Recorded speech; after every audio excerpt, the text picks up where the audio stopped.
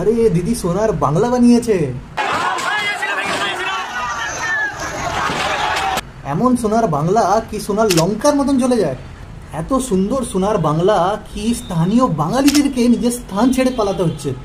আজ বাঙালে শুধু বাঙাল থাকে না, থাকে আমাদের বাংলাদেশি।